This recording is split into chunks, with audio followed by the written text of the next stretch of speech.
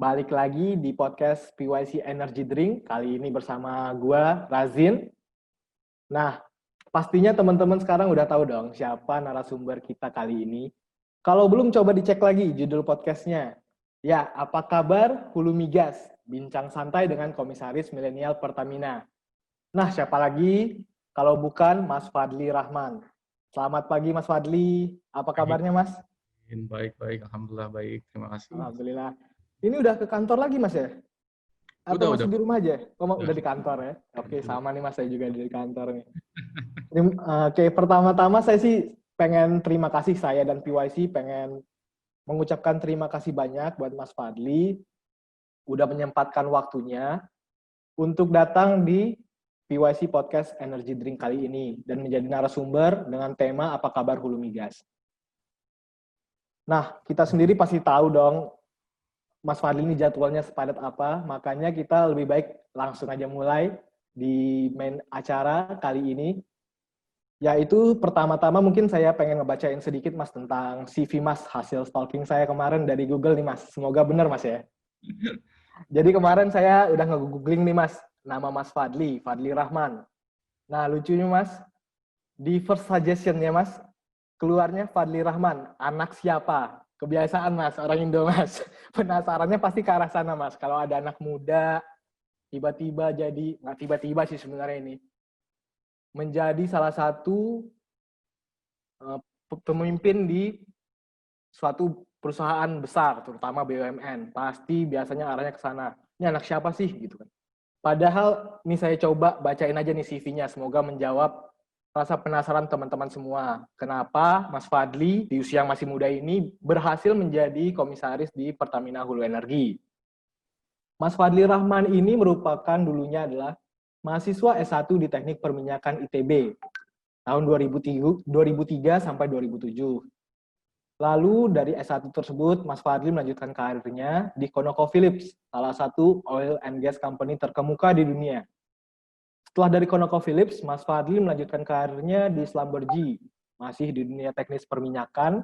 Kali ini, arguably the best service company in the world ya ini, Schlumberger ini. Jadi udah masalah teknis perminyakan, udahlah ini pasti udah jadi makanan sehari-harinya Mas Fadli ini. Nah, setelah beliau lanjut kerja di Schlumberger ini, akhirnya beliau memutuskan untuk melanjutkan studi. Kali ini di Colorado School of Mines. Di major Mineral and Energy Economics, Mas ya, betul ya? Betul. Nah, ini luar biasa juga nih, teman-teman. 5 tahun doang, 5 tahun mengambil langsung S2 dan S3. Gila tuh. Itu kan pencapaian yang luar biasa juga sih menurut saya itu, Mas. Dan ternyata ini alma maternya sama dengan Pak Purnomo ya, Mas ya? Betul. Jangan-jangan pertanda nih, Mas, bisa jadi menteri di masa depan nih, Mas. Kita lihat aja lah nanti ya gimana Mas Fadli ke depannya. Nah, setelah malang melintang di dunia energi, Mas Fadli setelah lulus dari S3 di USA, melanjutkan pekerjaan di salah satu lagi-lagi company terkemuka di bidangnya di dunia loh. Ini adalah Boston Consulting Group atau BCG selama hampir 4 tahun Mas ya. Betul. Dan terakhir menjabat principal. Nah, ini salah satu posisi yang cukup tinggi nih di BCG ini. Dan setelah juga menguasai di bagian manajemen perusahaan dan sebagainya di manajemen bisnis, Mas Fadli di tahun 2020, tepatnya di bulan Februari, dipercaya menjadi komisaris PT Pertamina Hulu Energi. Wah, oke. Teman-teman, luar biasa nggak tuh track record-nya Mas Fadli ini? Jadi udah nggak perlulah dipertanyakan, ini Mas Fadli anak siapa ya? Kok bisa jadi komisaris sih di usia masih muda? Ya itu jawabannya sebenarnya. Udah malang melintang di dunia teknis perminyakan udah, di bisnis consulting udah, jadi apalagi yang kurang loh, gitu kan. Oke, sekarang dari CV yang udah saya bacain Mas, sekarang kita lanjut aja ke sesi tanya jawab nih Mas. Mungkin diawali dari CV yang saya bacain tadi, dari perjalanan studi dan karir yang sudah saya bacakan tadi. Mungkin Mas Fadli bisa cerita-cerita sedikit mengenai mungkin pengalaman, momen, atau apapun yang akhirnya Mas Fadli rasa sangat berpengaruh dan membentuk karakter dan sosok Mas Fadli yang seperti sekarang ini, Mas? Jadi terima kasih Mas Razin. Jadi memang 100% tepat. Alhamdulillah. Memang kayaknya anak-anak zaman sekarang berbakat kalau stalking. Betul. Tapi kalau memang dilihat ada sedikit kemiripan perjalanan saya dengan Pak Purnomo Yuskiantoro. Beliau waktu itu masih menjabat jadi menteri dan tentunya menjadi inspirasi banyak orang. Gitu. Tentunya menjadi salah satu faktor yang membuat saya memutuskan kenapa waktu itu saya mengambil jurusan Mineral and Energy Economics di Colorado School of Mines. Kalau kita lihat di gedungnya, dalam gedungnya foto Pak Purnomo itu masih ada di situ waktu beliau masih muda. Jadi Wah, gokil. Bentar lagi ya Mas Fadli mungkin, Mas, ya, fotonya. Siap-siapin aja, Mas. dosen-dosen yang mengajar beliau juga kebetulan masih sama mengajar, juga beberapa yang memang prominent gitu. Cuma kalau ditanya balik lagi apa yang what really shaped me in my career gitu, memang bukan cuma 1-2 faktor gitu, tapi memang banyak faktor, dari faktor internal maupun faktor eksternal, dari faktor keluarga maupun faktor teman dan faktor banyak role model juga gitu. Dan tentunya faktor-faktor lingkungan orang-orang terdekat juga.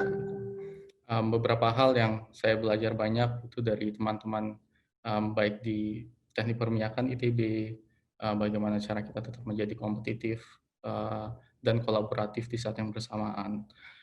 Di ConocoPhillips, di Schlumberger, bagaimana cara kita tetap bertahan di masa-masa sulit, di masa-masa yang melelahkan. Saya masih ingat di Schlumberger, ada beberapa momen yang what really shape my career, termasuk salah satunya saya tidak tidur 55 jam di salah satu 55 jam. Gila. di salah satu project juga di waktu itu di Iran. Saya stay di satu platform selama 55 hari kebetulan sama non-stop. Jadi those difficult moments shape my character in a way gitu. Termasuk juga di waktu saya ngambil sekolah di Colorado. Waktu itu zaman-zaman masih sulit dapat beasiswa, Mas. Jadi kebetulan saya berangkat ke sana cuma dengan modal untuk maksimal 2 semester, dana 2 semester gitu. So it was really a gamble, make it or break it. Kalau misalkan memang tidak dapat apa-apa di sana ya akhirnya pulang lagi. Tapi alhamdulillah kebetulan dapat kesempatan untuk tetap melanjutkan walaupun dengan kehidupan yang serba menantang gitu. Ada beberapa momen di mana saya harus masih mencari uang tambahan supaya bisa bayar susu anak saya, supaya bisa bayar asuransi anak saya, supaya bisa bayar daycare anak saya. Saya sampai motong-motong pohon, ngepirin orang. Jadi those difficult moments actually one that I cherish, one that was difficult but grateful that I've had experience of. Dan tentunya sekarang juga banyak kesempatan yang yang sedang saya rasakan untuk lebih berkontribusi kepada negara. Jadi kurang lebih itu Mas Razin. Wah, gila sih. Emang ceritanya ini sangat menarik sih, Mas. Apalagi di luar negeri ya, di negeri orang. Dan juga saya lihat sih kalau nggak salah, Mas, pernah sempat menjabat juga ya di salah satu organisasi di waktu kuliah di Colorado Mine School, Mas. Saya sempat jadi presiden Permias di Colorado. Wah, itu organisasi internasional atau gimana, Mas? Bisa diceritain sedikit? Mungkin Dedi. Masih perkumpulan ini student atau mahasiswa dari Indonesia yang ada di sana, Mas. Oh iya. Itu di bidang energi, Mas, atau seluruhnya, Mas. Jadi semua yang sekolah, kebetulan sekolah di daerah kalau Colorado School of Mines kan di daerah Denver, Golden namanya, Mas. Jadi Golden dan sekitarnya. Itu kalau rata-rata memang banyak mahasiswa dari S1, S2 maupun S3 gitu. Ya, supaya kerasa di rumah lah, ngurangin kangen-kangen sama rumah. Itu masih disempetin ya, Mas, ya, udah kuliah, udah ada kerja juga, organisasi tetap jalan. Nah, itulah mungkin juga ya salah satu kuncinya, Mas, ya. Wow. Oke. Kita udah ngebahas sedikit banyak lah tentang sosok Mas Fadli, sosok yang men-shape Mas Fadli menjadi karakter seperti yang sekarang ini. Nah, mungkin sekarang kita juga penasaran nih, Mas. Para pendengar mungkin penasaran, saya pun penasaran. Gimana sih dan apa sih job desk Mas Fadli sekarang sebagai komisaris di Pertamina Hulu Energi, Mas? Sebetulnya kalau boleh jujur, saya sehari-hari menjadi senior advisor-nya Wakil Menteri BUMN 1, Pak Budi Oke, Gunadisadikin. Tuh, oke. kebetulan memang karena latar belakang saya di perminyakan, jadi tim pimpinan Kementerian BUMN itu mempercayakan saya, tentunya dengan fit and proper test yang sudah saya lalui dengan baik, menjadi komisaris. Nah, jadi memang apa namanya, dua hal yang sedang saya kerjakan. Yang pertama tentunya membantu Kementerian BUMN mentransformasi portfolio yang ada di bawah Pak Budi Gunadisadikin di bawah Pak Wamen 1. Terus yang kedua, Pertamina termasuk salah satu di bawah portfolio beliau. Jadi memang saya ditugaskan untuk mengawasi transformasi yang ada di Pertamina juga, baik dari sisi organisasi maupun dari sisi operasi juga. Nah, memang kan banyak tugas yang diberikan oleh shareholder di Pertamina itu Pak, Mas Razin. Salah satunya ya di bulan-bulan terakhir yang kita dengar itu ada holding dan subholding. Nah, integrasi atau proses konsolidasi ini harus dilalui dengan baik, harus dilakukan dengan baik. Jadi ini salah satu tugas yang pertama dan paling utama sebagai komisaris di Pertamina Hulu Energi, specifically di bagian subholding hulu. Gitu. Itu yang pertama. Yang kedua, kita juga tetap memastikan kalau walaupun dengan segala kesusahan yang ada di yang kita alami karena adanya pandemi ini, kita tetap harus berusaha sustain dan berkembang sebagai suatu korporasi. Jadi kita tidak hanya grow organically, tapi kita mencoba grow inorganically. Dan perkembangan ini tidak hanya dari sisi skill, tapi juga dari sisi valuation. Gitu. Makanya sempat ada wacana kalau ada IPO dan lain-lain. Jadi memang secara value kita juga harus berkembang, tapi itu masih dalam beberapa tahun ke depan. Hal-hal yang masih perlu kita kaji dan kita persiapkan dengan baik. Nah, dari semua itu ada juga dari sisi digital juga, dari sisi teknologi. Digital ini kita harus terapkan di Pertamina Hulu, baik dari sisi predictive maintenance maupun dari sisi digital procurement dan beberapa inisiatif lainnya. Supaya memastikan kalau kita bisa efisien, tetap agile, dan lebih fast pace dalam pengambilan keputusan maupun dari sisi operasi. Tidak juga kita lupakan dari sisi talenta. Jadi talenta kita harus kembangkan dengan baik. Mungkin salah satu inisiatif yang pimpinan di Kementerian BUMN dan di Pertamina laksanakan adalah tentunya menonjolkan dan memberi kesempatan kepada orang-orang muda seperti kami, supaya tentunya perusahaan ini bisa lebih berkembang dengan baik, lebih cepat, dan lebih sustain ke depannya. Gitu. Oke. Dari semua lingkaran ini, itu kan mensupport value creation dari Pertamina itu sendiri, dari sisi ekonomi maupun dari sisi sosial. Bagaimana kita ditargetkan untuk mencapai 1 juta barrel produksi minyak, 4 BSCF per day produksi gas, R2P atau lifetime dari Pertamina itu sendiri ditingkatkan dari sekarang 6, harapannya ke depannya menjadi 20, sehingga tentunya semua mensupport ketahanan energi nasional Indonesia itu sendiri, Mas Razin. Jadi itulah tujuan utama kita dan kami diberi tugas untuk mengawasi Pertamina dalam bergerak mencapai ke arah sana. Kurang lebih seperti itu, Mas Razin. Oke, Mas. Wah, penjelasannya cukup menyeluruh dan cukup detail nih. Semoga teman-teman juga lebih mengerti lah sekarang apa sih komisaris dan bagaimana sih pekerjaan Mas Fadli ini. Nah, setelah kita lebih familiar nih dengan sosok Mas Fadli, kita udah tahu background-nya, bagaimana ceritanya di masa lalu yang membentuk karakternya seperti sekarang ini, dan juga tentang pekerjaannya sebagai komisaris Pertamina, Pertamina Hulu Energi. Nah, sekarang mungkin kita akan move on ngebahas tentang sektor hulu migasnya itu sendiri. Nah, ini Mas, ini kan seperti yang Mas Fadli sampaikan tadi. Sekarang kita di kondisi pandemi dan mungkin kurang lebih sudah 5 bulan lebih ya kita di pandemi ini. Selain itu juga pandemi ini pastinya sudah berdampak negatif terhadap berbagai sektor. Nah, salah satunya sektor migas. Di sini yang saya dapat infonya, Mas, kita sempat dulu target lifting oil itu adalah 750.000 barrel per hari. Dan akhirnya di slash sampai 705.000 barrel per hari. Ini salah satu juga nih dampak dari pandemi. Ini dari point of view saya. Nah, kira-kira dari Mas Fadli, tantangan apa yang Pertamina Hulu Energi hadapi sekarang ini, dan bagaimana dampak pandemi ini terhadap kegiatan hulu migas Pertamina Hulu Energi?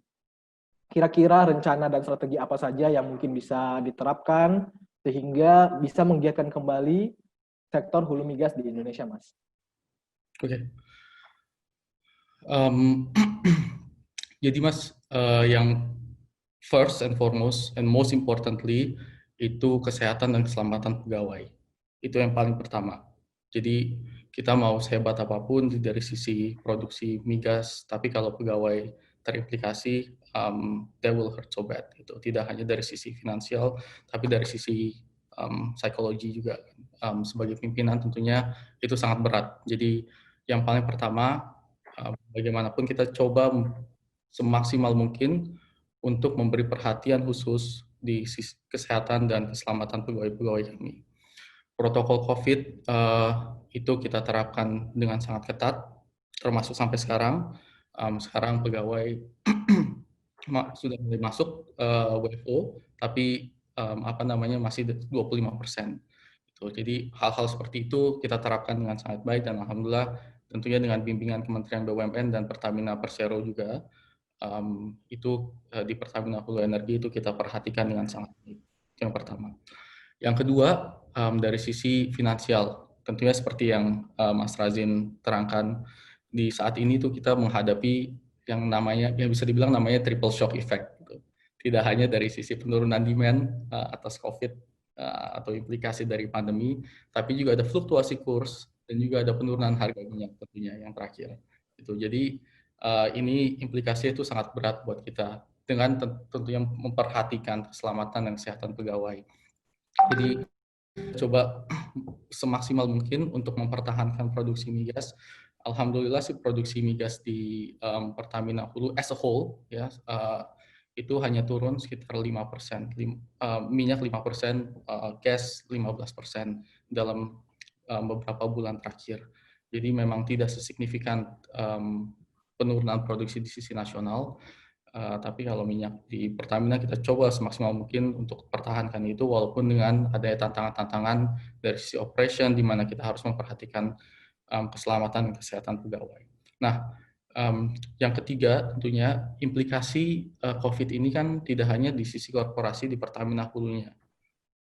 Tidak hanya di demand-nya saja, tetapi di supplier juga, Mas. Di suppliernya itu kita coba memperhatikan mana supplier-supplier yang kunci kita sehingga supplier itu tetap ada continuity dan sustainability-nya juga. Jadi hal seperti itu kita bantu juga, Mas. Sehingga rantainya, value chain-nya dari end to end itu tetap terjaga dengan baik. Jadi kurang lebih hal-hal seperti itu yang kita perhatikan dan ada hal-hal juga lain seperti efisiensi dari sisi OPEX, prioritisasi dari sisi CAPEX, mana yang lebih penting yang kita prioritaskan sekarang dengan memperhatikan the triple shock effect yang sudah saya jelaskan tadi, mana yang harus kita dahulukan, mana yang bisa kita kerjakan belakangan untuk memperhatikan tujuan kita supaya tetap mempertahankan produksi migas. Hal-hal seperti itu tetap kita monitor day by day. Gitu, Mas. Oke, benar sih Mas, itu the matter of priority ya sebenarnya, dan juga as a whole. Jangan cuma memperhatikan gimana produksi hari ini berapa, besok berapa, tapi juga di sisi supplier pun harus diperhatikan. Kalau tidak ada supplier, ya gimana produksi bisa jalan gitu kan Mas ya. Betul. Betul. Oke, kira-kira itu sih yang pertama yang saya ingin tanyakan di sektor hulu migas. Yang kedua juga ada isu menarik nih Mas, selain dari pandemi, mengenai hulu energi. Itu adalah seperti yang Mas sebutkan sebelumnya, adalah target pemerintah untuk mencapai 1 juta barrel per hari. Nah, dari target dari SKK tadi yang 705.000, berarti ada gap sekitar 300.000, 295.000 barrel per hari nih Mas. Kira-kira dari Pertamina Hulu Energi apakah sudah menyiapkan strategi-strategi untuk memenuhi target dari pemerintah ini sendiri. Dan kira-kira tantangannya juga seperti apa, dan mungkin faktor apa saja sih yang sangat diperhatikan Pertamina untuk mencapai target lifting tersebut, Mas? Jadi Mas Razin mungkin let me clarify one thing. Ada target produksi nasional yaitu 1 juta barrel per hari di 2030. Tapi di Pertamina Hulu ada target dari shareholder Kementerian BUMN yang kebetulan 1 juta barrel juga. Tapi tentunya itu tidak hanya dari produksi nasional, dari produksi internasional juga kan kita punya pihak juga. Nah, itu memang kita buat berkesinambungan. Jadi saat kita menerapkan master plan Pertamina Hulu Energi yang sudah kita develop dalam 6 bulan terakhir ini, master plan itu merupakan turunan dari master plan Pertamina dan juga disinkronkan dengan rencananya SKK Migas. Nah, dan SDM tentunya. Nah, dari master plan Pertamina ini, master plan Pertamina ini sebetulnya turunan juga, Mas. Master plan Pertamina ini turunan dari prioritas Kementerian BUMN yang merupakan turunan dari RPJMN nasional yang merupakan turunan dari Indonesia Visi 2045. Jadi memang kita mencoba membuat itu semua berkesinambungan jadi satu. Itu, Mas. Jadi ada keselarasan yang sangat baik gitu. Nah, langkah-langkah apa saja yang rencananya akan kita lakukan? Tentu ya yang tadi saya sebutkan. Gitu. Ada rencana-rencana jangka pendek, ada rencana jangka panjang. Ada action plan yang kita harus terapkan saat ini, ada action plan yang sedang kita persiapkan untuk terapkan berikutnya. Gitu. Dari sisi inovasi bisnis, tadi sudah saya jelaskan, kita mencoba menjadi suatu perusahaan yang lebih fast pace, lebih fleksibel, lebih agile, supaya tentunya keputusan-keputusan itu bisa dijalankan dengan lebih baik. Kita mencoba menggrow perusahaan, mengembangkan perusahaan kami dari sisi organik maupun dari sisi inorganik. Gitu. Saat pandemi ini adalah saat yang paling, kalau kita lihat kan di setiap kesulitan tuh ada kemudahan nih Mas ya. Di setiap difficult moments there is an opportunity as well. Jadi memang kalau kita lihat valuasi dari banyak perusahaan, banyak aset di dunia itu sedang dalam posisi yang rendah-rendahnya. Pertamina mempunyai cash yang cukup kuat, jadi kita sedang mempertimbangkan untuk grow inorganically. Gitu. Untuk support ketujuan-tujuan baik yang diset oleh SKK Migas maupun diset oleh shareholder kami, Kementerian BUMN. Dari sisi digital, kita mencoba melakukan transformasi digital. Beberapa hal yang kita lakukan adalah integrated data management, predictive maintenance, digital procurement, gimana cara kita membuat tidak hanya produksi lebih banyak, tapi lebih murah, proses juga lebih efisien. Dari sisi human resources, kita coba mengembangkan talenta dengan lebih baik, dengan kembali mensupport economic and social value yang ditargetkan oleh pemerintah. Nah, kalau yang kita lihat di industri migas nasional secara keseluruhan, memang kan banyak orang yang sebenarnya beranggapan bilang kita tuh sedang dalam masa sunset. Padahal sebenarnya itu tidak tepat, Mas. Saya bisa bilang itu tidak tepat. Kita memang mengalami banyak tantangan. Opportunity yang ada sekarang itu bukan opportunity yang mudah, tapi tetap ada, itu artinya. Dari onshore bergerak ke offshore, dari awalnya kita fokus di daerah-daerah yang mudah di bagian Indonesia Barat ke bagian Indonesia Timur, tapi tentunya basin-basin yang sudah kita eksplorasi itu belum seluruhnya, itu masih banyak basin-basin yang belum kita eksplorasi, tapi mungkin teman-teman di SKK Migas lebih berwenang untuk menyampaikan poin-poin tersebut gitu. Nah, Pertamina tentunya sebagai, apalagi Pertamina Hulu Energi tentunya mensupport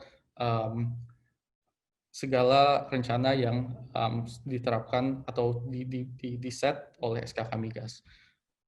Itu yang kita lakukan sih, Mas Presiden. Mungkin agak menyinggung ke sisi eksplorasi sedikit nih, Mas. Kan ini tantangannya sangat berat nih. Satu tadi yang Mas Fadli sebutkan, sekarang kita ke pandemi, terus kurs juga fluktuatif, sangat fluktuatif, dan juga harga minyak sangat rendah, sempat waktu itu di bulan Mei, kalau tidak salah April Mei itu kan sempat negatif ya Mas ya. Nah, selain itu kan eksplorasi ini syarat akan investment yang tinggi, risk yang tinggi. Kira-kira gimana sih Mas peluang eksplorasi ke depannya, terutama mungkin dari Pertamina Hulu Energi? Apakah akan menjadi fokus utama di Pertamina Hulu Energi, atau mungkin Pertamina Hulu Energi mulai mempertimbangkan opsi-opsi lainnya yang mungkin lebih visible dan sebagainya, Mas? Segala opsi itu kita pertimbangkan, Mas. Tidak hanya eksplorasi, tapi juga bagaimana merevitalisasi. Itu revitalisasi sumur, um, baik dari sisi idle wells maupun idle fields. Saya sempat ngitung itu cukup banyak idle wells yang Pertamina Hulu punya, Mas. Mungkin sekitar 9.000 atau 11.000. Wow. Gitu. Jadi kita lagi mencoba merevisit peluang-peluang yang ada. Tentunya mempertimbangkan dengan keekonomiannya, Mas. Nggak mungkin kita main produksi aja tapi tidak ekonomis. Gitu. Itu kan tujuan utamanya balik lagi ke economic value. Kan. Nah, eksplorasi kita jalankan juga. Jadi kita memang menjalankan eksplorasi yang fokus, saat ini kita fokus di domestik dulu, dari sisi eksplorasinya, tapi kita coba baik dari near fields-nya maupun dari giant discovery-nya. Jadi itu dua hal yang kita pegang dengan teguh, Mas. Kita coba fokuskan di dua hal itu. Oke. Mungkin bahasan eksplorasi juga sudah tercover. Juga yang kedua yang saya penasaran juga nih Mas mengenai alih kelola Blok Mahakam. Nah, ini kan salah satu isu utama juga di saat ini mengenai hulu migas. Dan kontribusi dari Blok Mahakam ini kan sangat besar, Mas. Dan kira-kira sekarang perkembangannya gimana, Mas? Alih kelola dari Blok Mahakam ini sendiri, Mas. Mungkin maksudnya Blok Rokan ya, Mas ya? Sorry, ya Blok Rokan, Mas. Ya. Saya deg-degan nih, Mas. Maaf, Mas. Salah ngomong deh. Ya, memang jadi Mas Razin kebetulan mengkaitkannya dengan baik gitu. Jadi kita belajar dari apa yang kita lakukan di Mahakam. Alih kelola Mahakam itu banyak sekali pelajaran yang kita ambil dari sana. Baik dari sisi bagaimana caranya mencoba mempertahankan produksi, dari sisi bagaimana caranya menovasi kontrak, dari sisi bagaimana cara mempertahankan human capital yang ada di sana, gitu. Dan lain sebagainya. Jadi memang banyak sekali hal yang harus kita lakukan. Nah, koordinasi yang dilakukan oleh teman-teman direksi di Pertamina Hulu Energi maupun Pertamina Persero dengan SKK Migas, dengan Chevron Pacific Indonesia itu sangat baik. Progresnya itu luar biasa. Ada beberapa hal yang memang tidak bisa saya sebutkan di sini, tetapi itu karena melibatkan banyak stakeholder gitu Mas, tidak hanya Pertamina, tapi juga SKK Migas, Chevron Pacific Indonesia, Kementerian BUMN, Kementerian ESDM, KLHK, Kementerian Invest, dan lain sebagainya. Jadi memang banyak sekali yang kita lakukan.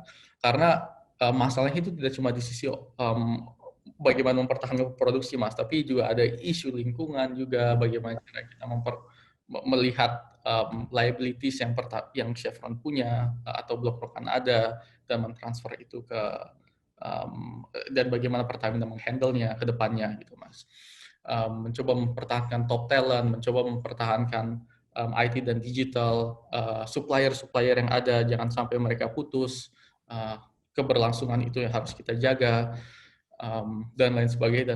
Jadi in short, I think we're doing quite a good job in this one, tapi momentum ini harus kita tetap pertahankan. Komunikasi dengan stakeholder yang ada harus kita lakukan dengan baik, dan lebih baik lagi. Kami juga disupport oleh beberapa consulting firm yang world class, supaya momentum itu tetap berjalan dengan baik, dan in the end bisa memaksimalkan kontribusi Pertamina buat Blok Hulu Rokan. Oke. Nice to know, Mas. Terima kasih infonya nih. Nah, selain itu, masih mengenai tentang target lifting 1 juta barrel nih, Mas. Yang saya tahu juga, ada opsi yang namanya migas non-konvensional. Kira-kira bagaimana sekarang pandangan Pertamina Hulu Energi terhadap migas non-konvensional? Apakah kajiannya sudah dilakukan? Apakah economically feasible untuk dilakukan di Indonesia? Ataukah malah ini tidak mungkin, ini agak susah di Indonesia dan akhirnya mencari opsi lain, Mas? Gimana, Mas? Jadi Mas Razin, memang kan segala keputusan yang diambil memperhatikan economic value itu. Jangan serta-merta kita emosional untuk perlu memproduksi dari sisi lainnya, akhirnya kita mengorbankan keekonomisan. Itu kan nanti lebih baik kerugian itu diberikan oleh ke rakyat yang membutuhkan gitu, daripada mempertahankan keekonomisan. Tapi tentunya kita nggak pernah tahu kondisinya itu akan seperti apa ke depannya, ya kan. Ada yang bilang produksi harga minyak akan tetap di 40-50 ke depannya, tapi juga ternyata ada juga yang bilang akan balik lagi ke 190. Artikel bulan beberapa minggu lalu dari Seeking Alpha, if I'm not mistaken, yang menyebutkan itu. Jadi memang again, segala opsi itu tetap terbuka gitu kan. Pertamina juga memang sudah punya beberapa blok CBM kebetulan ya. Kita juga bekerja sama dengan untuk memproduksi DME atau metanol. Jadi segala opsi itu kita pertimbangkan, tetap terbuka, tapi ada prioritisasi yang berdasarkan kepada keekonomian dan social value yang ditetapkan oleh Kementerian BUMN. Oke, ya, betul, Mas. Nah, mungkin juga masih membahas tentang lifting migas nih. Tadi kan Mas Fadli sudah menyebutkan bahwa suplai migas Indonesia itu tidak hanya dari domestik, tapi juga dari internasional. Nah, yang saya tahu sekarang yang internasional itu di bawah Pertamina International EP, Mas ya? Yep.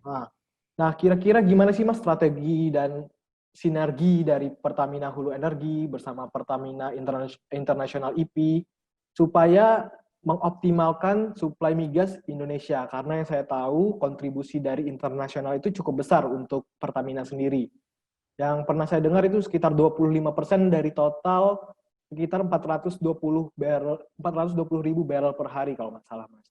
Gimana, Mas, kira-kira strategi dan sinergi antara Pertamina Hulu Energi dan Pertamina International EP, Mas? Jadi produksi minyak Pertamina Hulu itu kan bermain di antara 420.000 barrel per day. Gitu. Tadi dengan ada pandemi COVID ini sedikit turun ke below 400 gitu. Dan kontribusi net dari PIEP itu sendiri, if I'm not mistaken, itu sekitar 87 sampai 100-an. Jadi sekitar 20, so you're right, sekitar 25% dari produksi minyak ya. Benar. Minyaknya Pertamina Hulu. Karena produksi gasnya itu lebih sedikit kontribusinya gitu as a whole. Nah, saya rasa yang dicanangkan oleh Pertamina Persero dan Kementerian BUMN dalam menerapkan subholding hulu migas, desainnya itu sangat tepat. Gitu. Jadi ada satu direktorat regional yang membawahi PIEP ke depannya, ya kan? Kan karena memang ada lima direktorat. Salah satu direktoratnya adalah focusing di internasional. Jadi ke depannya itu atau yang sudah kita mulai lakukan sekarang itu PIEP sudah ada di bawah Pertamina Hulu Energi. Dan ini yang kita monitor supaya ada kesinambungan dari produksi internasional dengan produksi nasional juga, dari operasi internasional dengan operasi nasional juga, sehingga semuanya bergerak bersama-sama mendukung target Pertamina Hulu Energi. Oke, emang banyak ya, Mas, yang harus dipertimbangkan dalam suplai migas di Indonesia ini. Tadi ada dari opsi-opsinya, apakah mau eksplorasi, apakah mau MNK, ataukah malah dari internasional juga ada opsi internasional. Jadi sebenarnya opsi inilah yang benar-benar dikaji apakah ekonomik atau tidak dan mana yang diprioritaskan duluan gitu ya Mas ya. Ya, dan Oke. mau nggak mau memang we need to grow in organically, right? Dan PIEP will be the forefront untuk grow in organic, especially yang market internasional. Oke, kita doakan juga lah semoga grow-nya ini sangat cepat, internasional, nasional semuanya bisa tercapai sesuai target dan harapan Mas Fadli juga. Dan mungkin ini Mas, terakhir dari saya pertanyaannya adalah, sebagai komisaris nih Mas, udah 6 bulan ya berarti ya, sebagai komisaris di Pertamina Hulu Energi. Kira-kira dari pandangan Mas Fadli, gimana sih tantangan sebagai komisaris dan kira-kira bagaimana harapan Mas Fadli terhadap hulu migas dan aktivitas Pertamina di masa mendatang, Mas? Sebetulnya saya banyak bersyukurnya gitu, Mas. Dalam artian tim yang kami punya di Pertamina Hulu Energi itu sangat-sangat kuat gitu. Dari sisi set of the commissioner, jadi board of commissioner-nya itu diisi oleh memang orang-orang yang berintegritas tinggi dan mempunyai kemampuan yang sangat tinggi dan sangat baik. Board of directors-nya juga diisi oleh orang-orang yang sangat berkemampuan sangat baik dan prominent di bidang-bidangnya. Tantangan yang ada justru kalau saya lihat bagaimana caranya kita bisa, yang pertama mensukseskan target shareholder atau Kementerian BUMN dan Pertamina Persero, dan dalam sisi konsolidasi maupun growth yang tadi saya sebutkan gitu. Ada dinamika tentunya, tapi so far semuanya bisa diselesaikan dengan baik. Jadi I don't have a single complaint at all atas proses yang ada sekarang. Memang jadi portfolio dari awalnya di beberapa bulan pertama saya itu cuma fokus di Pertamina Hulu Energi doang, tiba-tiba berkembang sangat besar itu kan, beberapa kali lipatnya. Selain itu ya I think we're equipped very well. Jadi semoga dengan adanya orang-orang yang sangat capable ini dan didukung tentunya dengan organisasi yang sangat baik dan sekarang sangat reseptif dan ada support juga dari seluruh pihak, baik dari Kementerian BUMN maupun dari Kementerian SDM dan lain sebagainya. Semoga kita bisa bergerak bersama-sama maju ke depan dan again mencapai tujuan utama, yaitu membantu ketahanan energi nasional Indonesia. Oke. Nice to know, Mas. Terima kasih banyak nih. Info-infonya banyak sekali. Informasi yang saya dapatkan juga mengenai pekerjaan sebagai komisaris sendiri, tentang sektor hulu migas juga. Nah kan ini dinamikanya sangat kenceng nih Mas ya. Sejak Mas Fadli menjadi komisaris di Pertamina Hulu Energi, ada pandemi, harga minyak tiba-tiba turun drastis, fluktuasi USD ke rupiah dan sebagainya. Mungkin ada yang belum disampaikan Mas, ataukah misal ada hal-hal yang Mas Fadli ingin sampaikan ke pendengar kami di podcast ini mungkin? Saya rasa sekali lagi for me it's a once in a lifetime opportunity buat berkontribusi dan belajar di saat yang bersamaan. Orang-orang yang dulu belajar di krisis tahun 98 itu menjadi orang-orang yang sangat baik karena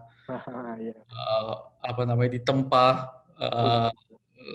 oleh kondisi yang sangat berat, dan semoga juga kita sebagai suatu generasi bisa memanfaatkan kesempatan ini untuk banyak-banyaknya belajar dan berkembang lebih cepat lagi.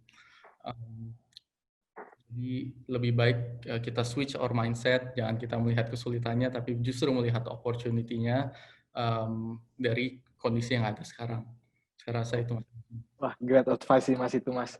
Semoga didengarkan banyak pendengar podcast kami nih, Mas, yang sebenarnya juga mayoritas itu masih di bangku kuliah nih. Semoga sosok Mas Fadli bisa menjadi inspirasi buat teman-teman pendengar podcast Dan juga pendengar podcast bisa mendapat ilmu yang lebih bermanfaat dan lebih banyak, terutama di sektor hulu migas Indonesia. Nah, karena keterbatasan waktu ini, kita udah sampai ke penghujung acara. Sekali lagi, saya ingin mengucapkan terima kasih banyak kepada Mas Fadli, sudah menyempatkan diri di tengah waktunya yang pasti sangat sibuk, menjadi narasumber dan memberi ilmu dan pencerahan kepada teman-teman pendengar podcast kali ini.